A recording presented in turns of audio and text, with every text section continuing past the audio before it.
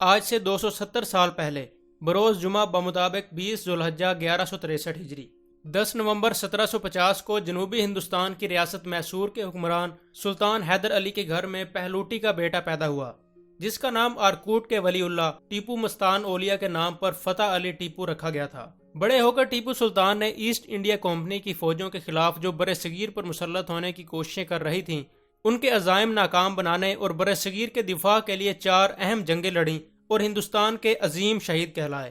ٹیپو سلطان کو صرف یہی اعزاز حاصل نہیں ہوا، بلکہ وہ برصغیر کے واحد اور منفرد حکمران تھے جنہوں نے وطن کی آزادی کے دفاع کے لیے ایسی نت نئی فوجی حکمت عملی اور طریقے اختیار کیے کہ اس سے پہلے ہندوستان کے کسی حکمران نے سوچے بھی نہ تھے۔ ٹیپو سلطان ہندوستان کے پہلے حکمران تھے جنہوں نے بحری قوت کو اہمیت دی۔ اس سے پہلے مغل حکمران سجے سجائے جھومتے ہاتھیوں پر بیٹھ کر اپنی سلطنت میں گھومتے پھرتے تھے اور انہی ہاتھیوں کو جنگ میں استعمال کرتے تھے۔ انہیں ان خطرات کا احساس ہی نہ تھا جو بحری قوت کے فقدان کی وجہ سے ملک کو لاحق تھے۔ ٹیپو سلطان برصغیر کے پہلے حکمران تھے جنہوں نے بین الاقوامی تعلقات کو بے حد اہمیت دی اور فرانس، ترکی اور ایران سے گہرے تعلق قائم کیے۔ ٹیپو سلطان کا نام برصغیر کی معیشت کی اصلاح، انتظامیہ اور فوج کے ڈھانچے میں انقلابی تبدیلیوں کی وجہ سے بھی تاریخ میں ہمیشہ زندہ رہے گا۔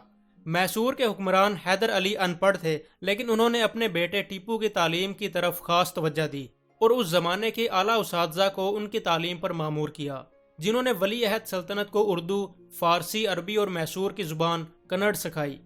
قرآن پاک اور اسلامی شریعت کے درس بھی دیے۔ حیدر علی نے چھاپا مار جنگ کے اسرار و رموز اور سیاسی حکمت عملی کی خود تعلیم دی اور جدید فوجی تربیت کے لیے فرانس کے افسروں کو بلایا گیا۔ ٹیپو سلطان کی والدہ فاطمہ فخر النساء تھیں، جو قلعہ کڑپا کے گورنر میر محی الدین کی بیٹی تھیں۔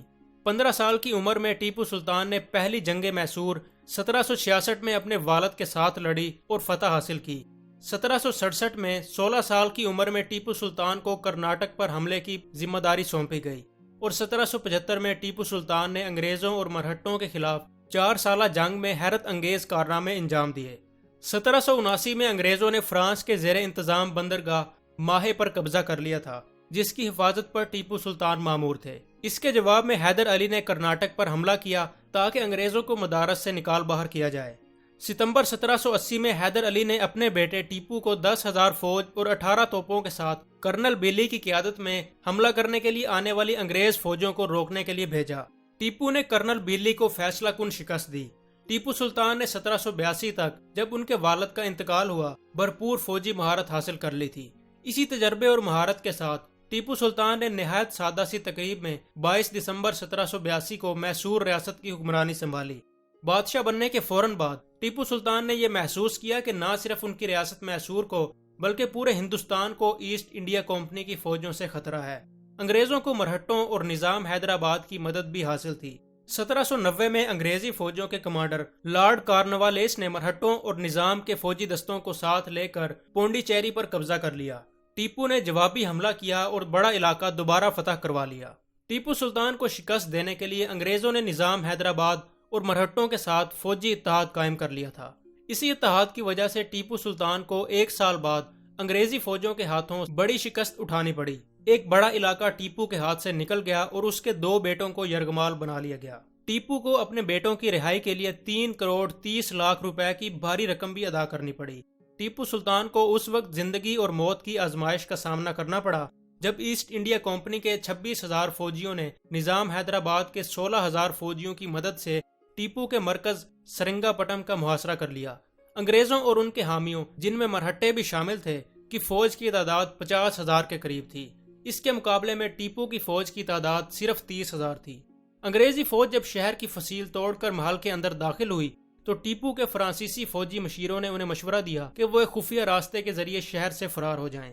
ٹیپو نے یہ مشورہ ماننے سے انکار کرتے ہوئے جو الفاظ کہے وہ نہ صرف تاریخ میں سنہری حروف سے لکھے گئے بلکہ آج بھی ہر آزادی پسند کے دل کو گرما دیتے ہیں۔ انہوں نے کہا تھا کہ شیر کی 1 دن کی زندگی گیدڑ کی 100 سالہ زندگی سے بہتر ہے۔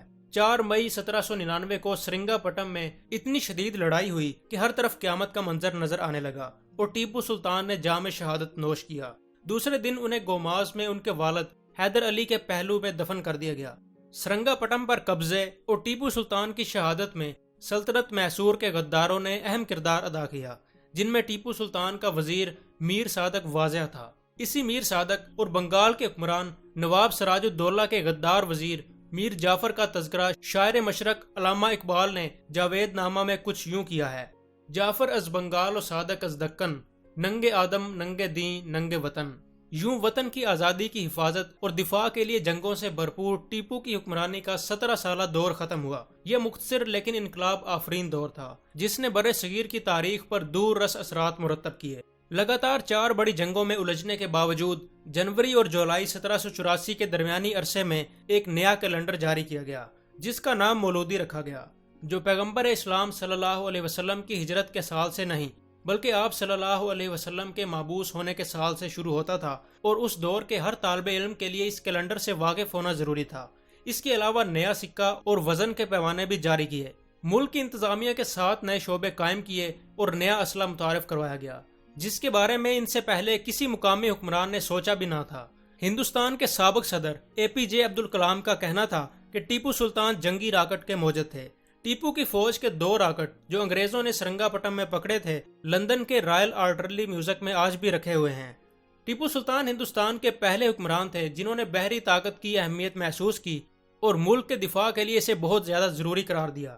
1786 میں ٹیپو سلطان نے 20 بحری جنگی جہازوں جن پر 72 توپیں نصب تھیں اور 20 فریگیٹ جہازوں پر مشتمل بحری بیڑا تیار کرنے کا منصوبہ شروع کیا تھا۔ 4 سال بعد ٹیپو نے کمال الدین کو میر بحر مقرر کیا اور جمال آباد اور مجید آباد میں 2 بڑی بندرگاہیں تعمیر کی۔ ٹیپو سلطان کی بحریہ میں 11 کمانڈر تھے جن کے تحت 30 امیر البحر تھے اور ہر ایک کی زیر کمان 2 جنگی جہاز تھے۔ اتنی تیزی سے اس بحری بیڑے کا قیام ٹیپو سلطان کی حکمرانی کا کارنامہ تھا۔ 18ویں صدی کے آخر میں ٹیپو سلطان کی قیادت میں میسور کی معیشت کو بہت زیادہ عروج حاصل ہوا۔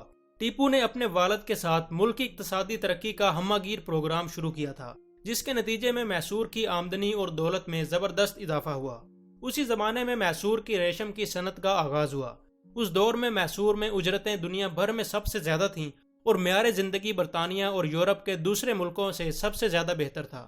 ٹیپو سلطان پختہ عقیدے کے مسلمان تھے اور نماز کے بھی پابند تھے۔ اس کے ساتھ انہیں احساس تھا کہ وہ ہندو اکثریت والی ریاست کے حکمران ہیں۔ ہندو اکثریت کے مذہب کے احترام میں وہ 156 مندروں کو باقاعدگی سے امداد دیتے تھے اور خاص طور پر سرنگا پٹم کے اہم مندر رنگا ناتھ کو بڑے عطیات دیتے تھے۔ ٹیپو سلطان کے ہندو اکثریت پر ظلم و ستم کی داستانیں نئی نہیں، ان کے زمانے ہی میں انگریزوں نے انہیں بدنام کرنے کے لیے یہ داستانیں گھڑ لی تھیں۔ اب جبکہ ہندوستان میں ہندوتوا کے حامی برسر اقتدار ہیں، بھارتیہ جنتا پارٹی کی حکومت کے تحت بڑے پیمانے پر ٹیپو کو ظالم اور ہندوؤں کا قاتل قرار دینے کی مہم شروع ہوئی ہے اور اس معاملے میں انہی جھوٹی داستانوں کا سہارا لیا جا رہا ہے۔ بلا شبہ برصغیر کی تاریخ میں ٹیپو سلطان کو یہ اعزاز حاصل ہے کہ وہ ہندوستان کے پہلے حکمران تھے جنہوں نے بین الاقوامی تعلقات کی اہمیت محسوس کی اور اس زمانے کے اہم حکمرانوں سے قریبی تعلقات قائم کیے۔ مرہٹوں کے خطرے کو دیکھتے ہوئے ٹیپو سلطان نے افغانستان کے حکمران زمان شاہ درانی سے رابطے قائم کیے، لیکن مغربی افغانستان پر ایران کے حملے کے پیش نظر زمان شاہ درانی ٹیپو کی مدد نہ کر سکے۔ ٹیپو نے فوجی امداد کے لیے اپنا سفیر سلطنت عثمانیہ کے دارالحکومت استنبول بھی بھیجا تھا، لیکن بدقسمتی سے سلطنت عثمانیہ اس وقت روسی سلطنت سے فوجی تنازع میں الجھی ہوئی تھی۔ ٹیپو سلطان کے سب سے زیادہ قریبی تعلقات فرانس کے ساتھ تھے اور ٹیپو کی ہمیشہ فرانس کے ساتھ اتحاد کی کوشش رہی تھی، کیونکہ ان کے خیال میں اسی اتحاد کے ذریعے برصغیر میں ایسٹ انڈیا کمپنی کے چیلنج کا مقابلہ کیا جا سکتا تھا۔ نپولین بوناپارٹ ہمیشہ ٹیپو کو شاندار سلطان کہا کرتے تھے۔ نپولین نے مصر پر خاص طور پر اسی مقصد کے لیے حملہ کیا تھا کہ وہاں سے اس کی فوجیں ہندوستان پہنچ کر ٹیپو سلطان کی مدد کر سکیں۔ فروری 1798 میں نپولین نے مصر فتح کرنے کے بعد ایک خط ٹیپو سلطان کو بھیجا تھا جس میں اس نے ٹیپو کی تعریف کی تھی کہ وہ برصغیر پر برطانیہ کے قبضے کی کوششوں کے خلاف مزاحمت کر رہے ہیں۔ یہ خط ٹیپو تک نہیں پہنچا کیونکہ راستے میں مسقط میں برطانیہ کے ایک جاسوس نے یہ خط غائب کر دیا تھا۔ اسی خط کی بنیاد پر ایسٹ انڈیا کمپنی نے ٹیپو اور نپولین اتحاد کا خطرہ محسوس کیا اور گورنر جنرل رچرڈ ویلزلے کو اس قدر تشویش لاحق ہوئی کہ اس نے ٹیپو سلطان کے خلاف آخری فیصلہ کن جنگ کے لیے بڑے پیمانے پر تیاری کا حکم دے دیا۔ 4 مئی 1799 کو سرنگا پٹم پر قبضے کے بعد انگریزی فوج کو شاہی محل سے ٹیپو کا جو کتب خانہ، سرکاری دستاویزات اور کاغذات ملے، ان میں ٹیپو کا لکھا ہوا خواب نامہ بھی شامل تھا۔ 198 صفحات پر مشتمل فارسی زبان کا یہ خواب نامہ برٹش لائبریری میں محفوظ ہے۔ عام طور پر لوگوں کو اپنے خواب یاد نہیں رہتے، لیکن یہ غیر معمولی بات ہے کہ ٹیپو سلطان کو اپنے خواب پورے کے پورے یاد رہتے تھے اور صبح سویرے اٹھتے ہی وہ اپنے خواب کی تفصیل لکھ لیتے تھے۔